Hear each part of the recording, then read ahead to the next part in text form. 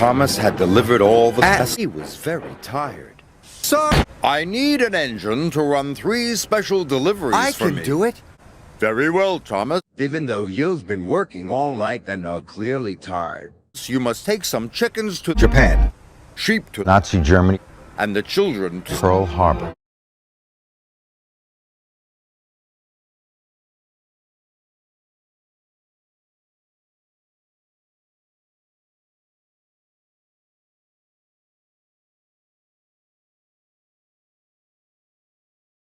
That's a very small job for a big engine, chuffed Gordon. You're bound to need some help.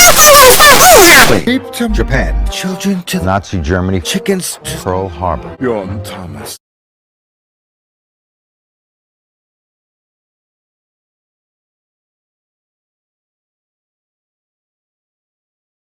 When Thomas arrived at the market, he was very confused indeed.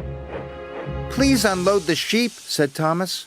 But our order calls for chickens. I think you got things all muddled up. I said unload the sheep! Said Thomas. Then Emily arrived. Emily Had a mustache. This made Thomas cross.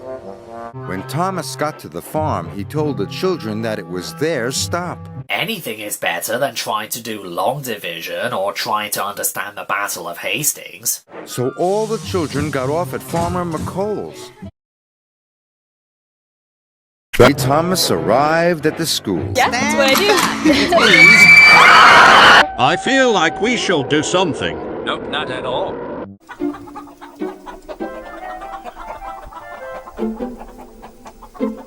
At last, Thomas puffed into Tidmouth's sheds. Then Sir Topham Hatt arrived. Thomas, you have caused confusion and delay, he said. Sir Topham Hatt told Thomas what had happened. Mate, the island your railway runs on is full of complete dipshits who did this to themselves. You told a half-awake, sleep-deprived Thomas to take the chickens, sheep and children to where they were needed, and those people listened to his confused instructions. Furthermore, why are you letting him do these jobs in the first place after he's been working all night? Work that you should know about because you control the entire railway. Don't let him just because he volunteered.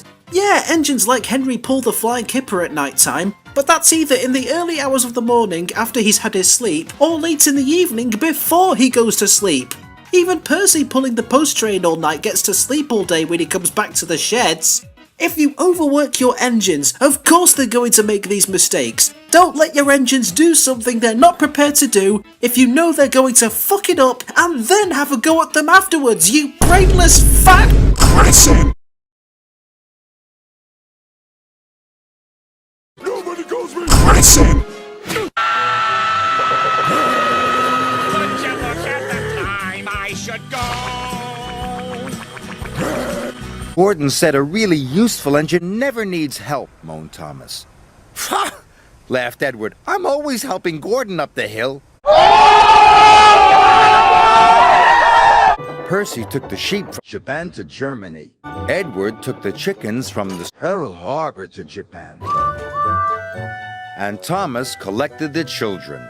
And that night when Thomas finally went to sleep, he dreamt about sheep and chickens and children. Oh yes, I like children. Thomas is puffing to the painters. It is time for him to have a fresh coat of paint. Thomas wonders if he could be a different colour.